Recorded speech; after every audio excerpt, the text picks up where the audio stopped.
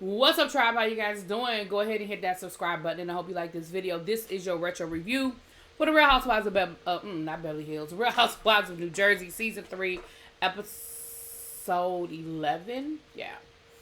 So it's no, it's still Christmas Eve, and Joe and Melissa are leaving to go to Kathy's house, and Joe is like, "Look, we getting ready to go. We're gonna head over to Kathy's." And Teresa is insisting that he stay. And Teresa is like, "Well, I'm your sister. She's just your cousin. You should stay with me. Christmas is for family. You should be here. Look, the kids are having such a good time. She doesn't have any kids in her house." I mean, she tried everything to get Joe to stay. She even showed Joe the place settings and that she had a place at the table for him. She was like, "Look, it's going to be 2 empty seats at the table." Here's my issue.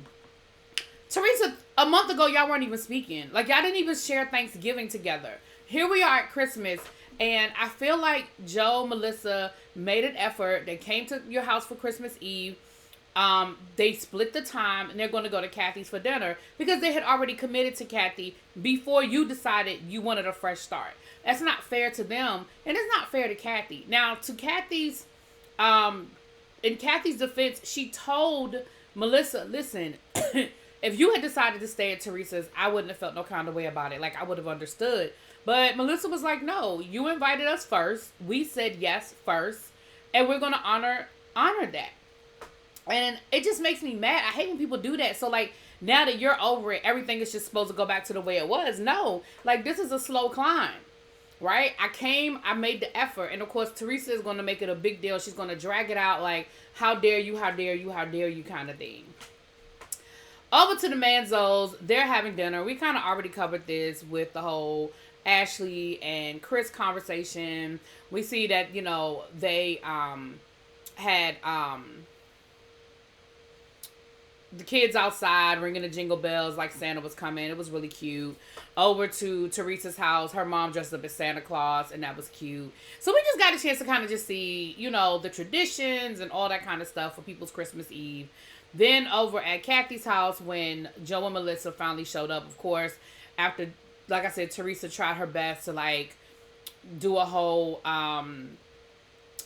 guilt trip on Joe. And Joe was like, "Look, like, first of all, you got Joe Judice over there insulting my wife. Like, I'm not going to subject my wife to that. Like, I'm trying to work things out. But, like, they mumbling stuff under their breath. He's sitting there with an attitude. Like, I'm just trying to do the best I can, whatever, So, anyway, so that's just kind of how that whole thing went down. Over at Kathy's house, like I said, Kathy had already kind of said, "Listen, if you had decided to stay, I would have been cool with it." And Joe was like, "No, like, no, we honored the commitment. She invited us, we came. This is baby steps. Like, I'm not over everything that happened. Clearly, her husband's not over everything that happened. So we're going to just slowly work our way back into each other's life. And that's just what it's going to have to be." Then, before they left, Teresa's father was talking about how Melissa never calls him back. Melissa's never home when he comes over. And Melissa was like, "Well, you came by. I wasn't home." She was like, "Why don't you call and let me know you're coming, and I'll make sure I'm there, or I'll let you know if I'm going to be there." And he was like, "I don't use a phone." So she's just supposed to miraculously know when you want to come over? Like, again, I just think, I'm going to call a thing a thing. I just think that they want something from Melissa that is just ridiculous. And I'm not saying Melissa's perfect, and I'm not saying Melissa's done everything right, but in these couple of episodes as it relates to Christmas, this ain't Teresa. I mean, this ain't Melissa. This is Teresa. Anyway, so then we see Carolyn talking to Jackie about the Christmas Eve party, and she was like, they're having it at the brownstone, and they're talking about whether they should invite Kathy and her husband or not, and Jackie is like, "Well, if it's up to Teresa," Teresa says no. And Jackie's like, "Well, this isn't Teresa's house. It's not Teresa's party. It's not Teresa's house." So, Kathy and her husband have been clients of ours for a very long time, have been friends for a very long time. And, I don't, like, if I don't invite them, it's going to be a problem. So, we'll get, that's the next episode, child, this Christmas party. This New Year's Eve party. Then we have Christmas morning, and we get to see everybody opening their gifts for Christmas morning.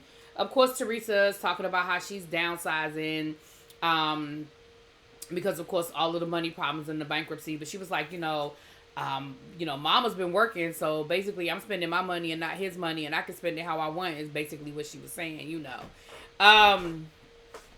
Over to Melissa's house. I mean, it's Louis Vuitton. It's jewelry. It's Rolex watches, and it's great. And listen, if you got it, go for it. I ain't in your business. Okay, so it looked like they had a really good Christmas. The Manzos, the kids are sort of spread. So their Christmas was a little quiet. The night before on Christmas Eve, Carolyn gave them their bracelets, and of course everybody loved them, and the symbolism of the family, which was great. Over to Kathy's house, her kids actually bought her a gift. They saved up their allowance money to buy her a computer for her new business.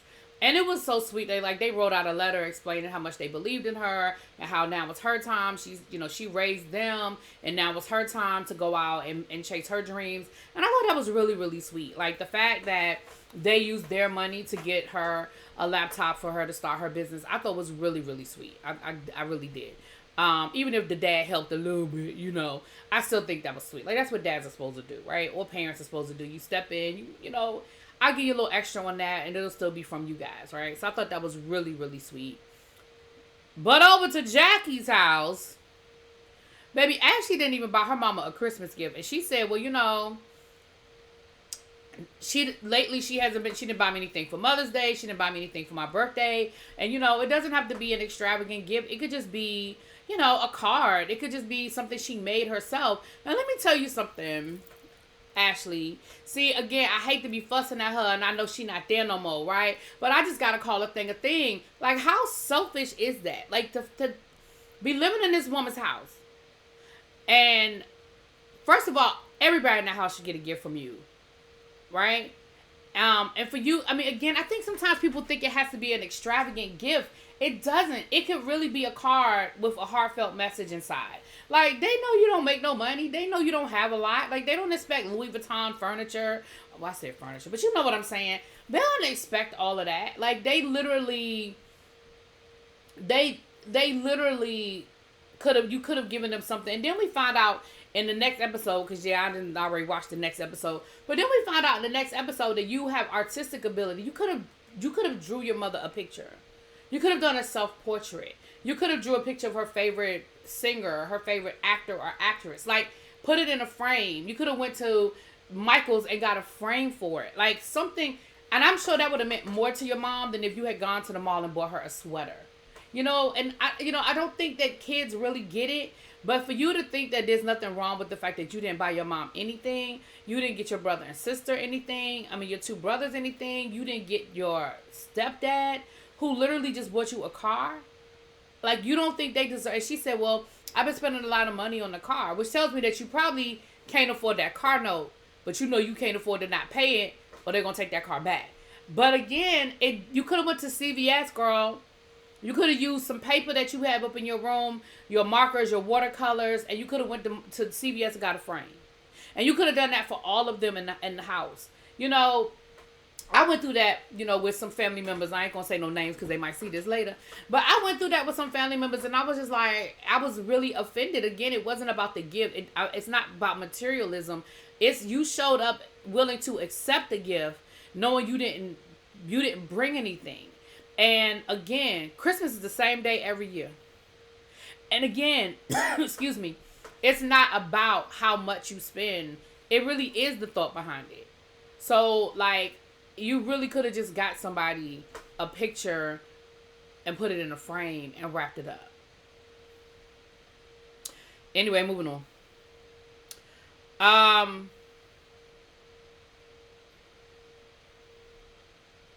feel like that's the majority of this episode. Teresa and Melissa, she did say, well, we'll do a play date for the kids later on. We'll do a play date for the kids later on. Which that carries over to the next episode. They ain't get together and have no play date, right? Until like a week after that. Okay. Now Albert upgraded Caroline. He took her, well, first of all, it's like a family joke that he never actually got down on one knee and proposed to her. He was so nervous and he was so excited that basically he just blurted it out and handed her the ring. And also because over the years, she's picked up a few pounds, although she looks good. But she said she was 92 pounds when they got married. And I was like, girl, you must have been skin and bones. 92 pounds? That's crazy. But, of course, you talking to somebody that, I don't know when I seen 92 pounds. But anyway, so he upgraded her. He took her old ring and he reset the diamonds and got her a bigger rock. And then he took her to the place where he proposed. Originally, he got down on one knee and he proposed. I thought that was so sweet. I just love the Manzos. I really do. And then later on that night, the Manzos went to a concert as a family, to see, what's her name? Ashley Lee. And come to find out, Chris likes her. It's a little flirt thing going on there. And Caroline loves her and wants them to just be together. And they were like, my mom liking a girl is the kiss of death, because it just seems like once she gives a stamp of approval, then everything else just sort of falls apart from there. But that was pretty much this episode. Again, it was just a holiday episode. It was a feel-good episode. It wasn't a whole lot of fuss and muss except for the beginning, with the whole Teresa Melissa thing. But y'all, fast forward 10 years later and we still know they doing the same shit. Anyway, that's the episode. Let me know what y'all think. I'll talk to y'all later. Peace.